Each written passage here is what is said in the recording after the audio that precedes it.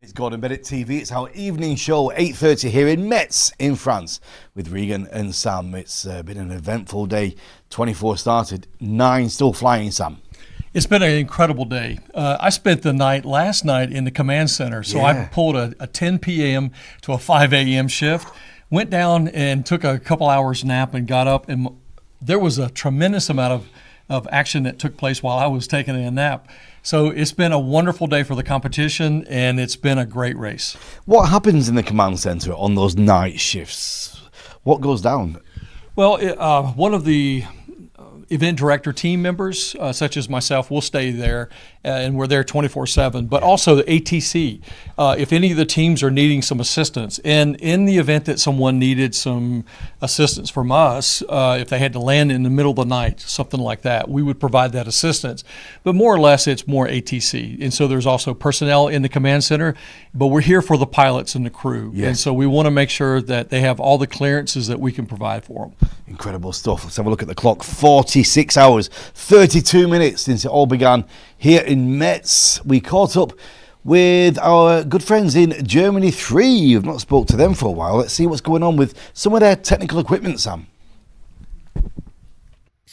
Hello everyone. Good evening from Germany 3 with the last sunlight of the day. Yeah, today we're gonna talk you a bit through the technical equipment we have here in our basket. With Gerhard, of course, who is enjoying the flight. So we'll start around here. We got 2 little sensors for moisture and temperature to check what are the conditions of the air that's surrounding us. Here we have navigation, the tablet with a flight app with all the airspaces and borders and the track which we are flying at the moment. Here we got, of course, the transponder and the airband radio. So we can communicate with ATC all over Europe. You can hear them talking in the background. Here we got Our compass, our altimeter, and in here we have a so-called pulse oximeter where you can measure your oxygen saturation in your blood. And since we are flying quite high for quite some time, it's worth it testing that once in a while. And connected to that, as you can see, we're wearing oxygen tubes in the face, and connected this, we have these mountain high equipments, and under the bench we are sitting on, we have oxygen tanks, and those mountain high systems basically give us a pulse of oxygen every time we breathe in. So as I said, since we are that high, we need more oxygen that the air can supply us. And this is a really efficient way, so we save weight in the oxygen tanks we need to take with us. Exactly. What else do we have? GPS, even a solar one. Not very useful today though.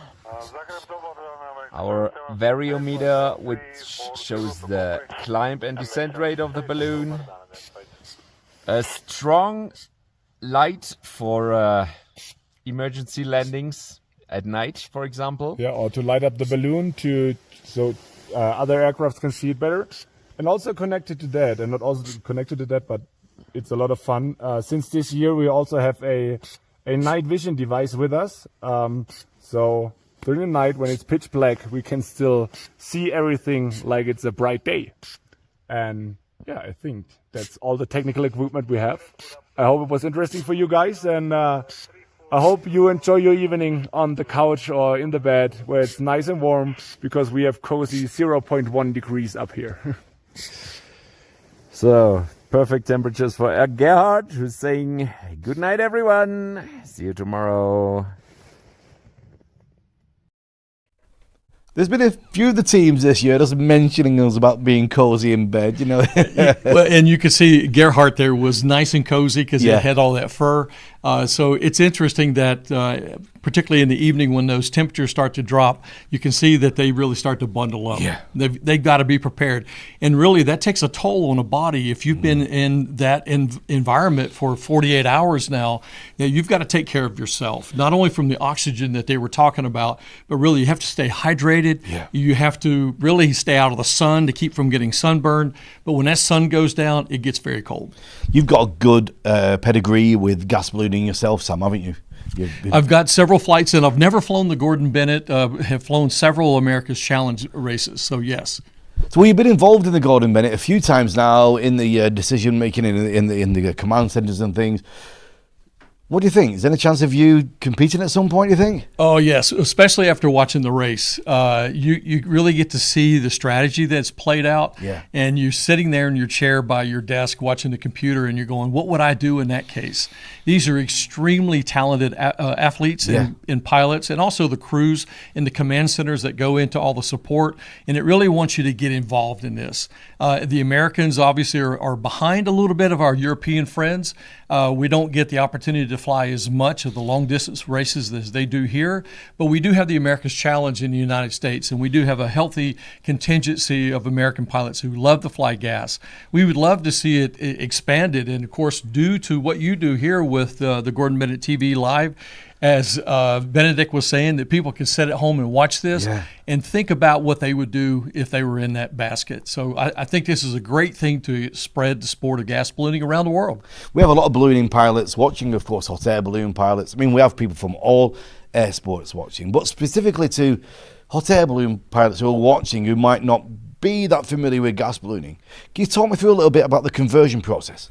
Yes, typically you would have a hot air balloon rating. I guess it's possible to get a gas balloon rating before you had a hot air, but the most direct path is to go ahead and get your hot air balloon rating, and then you have to have 2 training flights in a gas balloon, and they typically need to be at least 10 hours long in order to achieve that limitation removed, and you're really just removing the hot air balloon burner aspect of this. Right. And your license says it's a free balloon, and so now you're a gas balloon pilot at that point. So we do have people in the United States that provide that training, and I'm sure there's here in Europe that would love to be able to take you on a ride and get that limitation removed from your certificate. So do it, guys. Get in there. Let's get you flying the Gordon Bennett as well. We'd love to see you competing from whichever country you might be in. Well, the reason we're here in Metz in France is we had one of the French teams who took the win in Albuquerque when we did the Gordon Bennett there, and it's Eric Deselliers and Benoit Harvey with France too. Let's catch up with them. Hello guys, not easy to get connections here. We are very high level above Hungary, and as you can see, the weather is very nice, and that will be the sunset in a moment, so keep fighting, see you tomorrow. Yeah, you can see the cloud cover there, right? Yeah, things are changing just a little bit as we get into this night. Some of the pilots have reported to seeing that cloud cover. And of course, we looked at the forecast and we look at the radar to make sure that there's no inclement weather that they're flying into. Yeah. I wonder, do you want to try and get into it a little bit with the tracking, Sam? Should we have a look on the screen and see what's been let's been pull happening? that up. We've got 9 balloons that are flying into the night. You can see the lead pack is just going into Serbia. And it's been an incredible day. They've really picked up speed. And we actually have one balloon here that it's at least 19,000 feet above the surface. So they're quite high. So they've really managed their ballast well. Here we are this late in the race at 48 hours, that they have the ballast to be able to get up to flight level 19,000. They're also changing course, as you can see right here, and they're also picking up speed. Incredible. 90,000 feet. That's absolutely incredible. That is way up there. In the United States, that wouldn't be allowed. Our flight level at 18,000 feet is the max. Oh, really? So, yes, here in the European airspace, you can go a little higher, which is great for the race. Keep your questions coming in, whether it be YouTube or Facebook, and keep following the action all night long with live.gordonbennett.aero. Now, the questions we get, lots of technical questions about lots of different equipment, but we all know the main question we always get: how do the guys go to the bathroom? Well, let's check in with Germany 3. They've got a bit of info for us. So, those of you who have been following the Albuquerque Gordon Bennett race 2 years ago closely, they probably know our 15 minutes toilet video where we build up the toilet in our basket, and we have tremendously improved the setup this year. So if you got an urgent thing to do, you just flip the seat and there you go. Brilliant stuff, really brilliant stuff. Hey, you've got to keep comfortable, right? Yes, you do. Hey, you got to go. Yeah, when you got to go, you got to go. So we've been watching for the last few days Austria 1 and what Gerhard was doing there and where they were heading, and we were speculating if they had some information we didn't know and what they were trying right for. here. Yeah. Well, we spoke to them just after their landing, and let's catch up and see just what was happening. Joining me on the line, Austria 1, Gerhard and Helmut. Good evening. Good evening. Good evening. Good to see you guys. We've been following with interest out there on your own. Tell us all about it.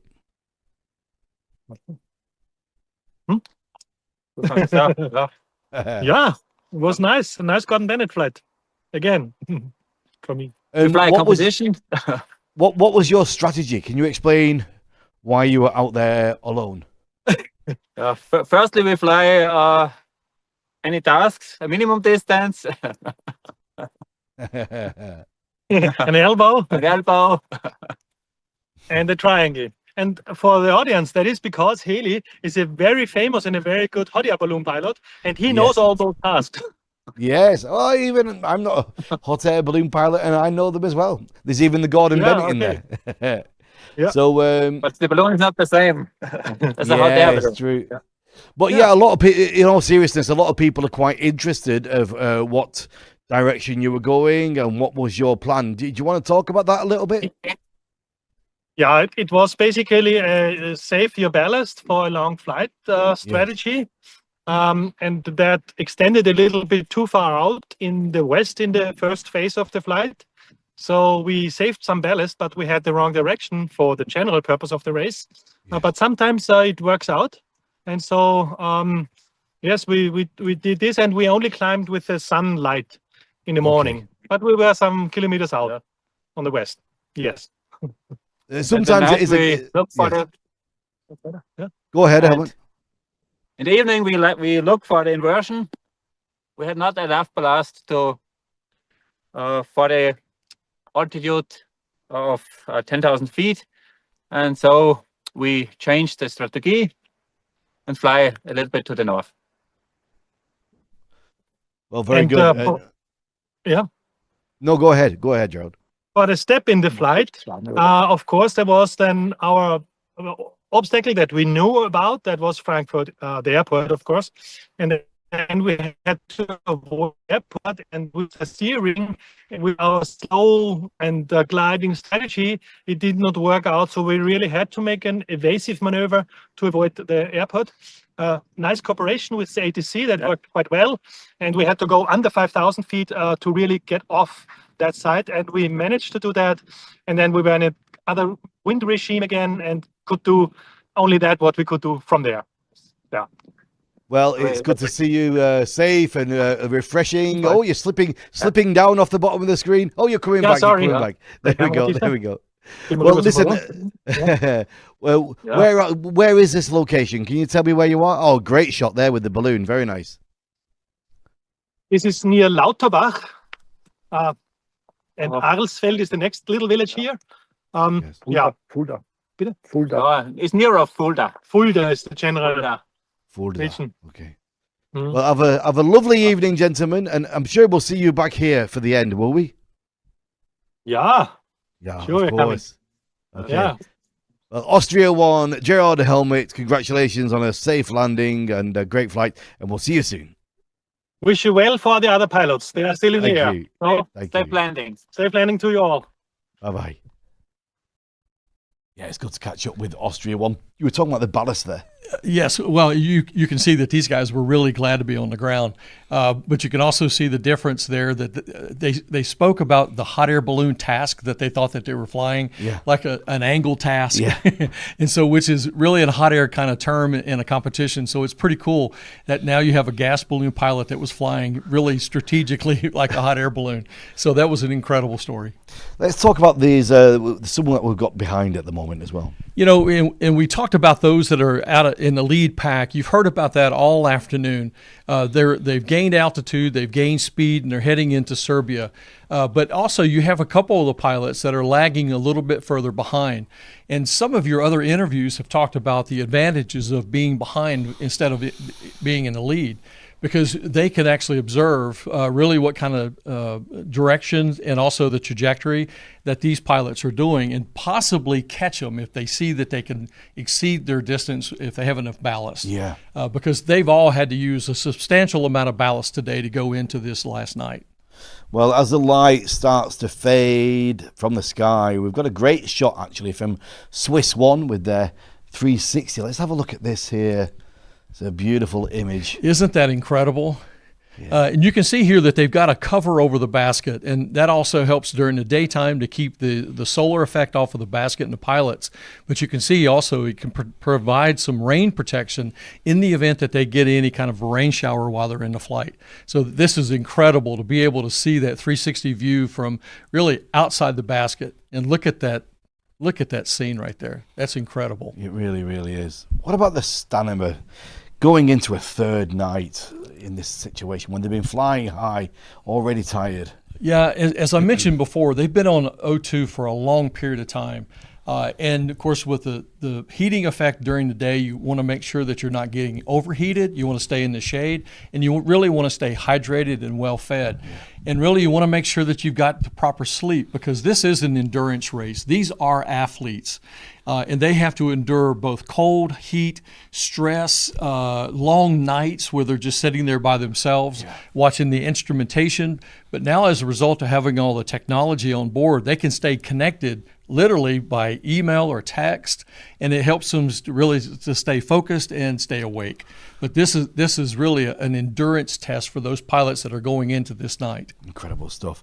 France One sent us some content. Let's have a look at what they had to say. Voilà, alors ça c'est le recto. Petit tour d'horizon. On a eu droit à un lever de soleil magnifique sur les Alpes ce matin. Ça c'est le verso, donc on est dimanche. Il est quelle heure? Il est 7h Zoulou.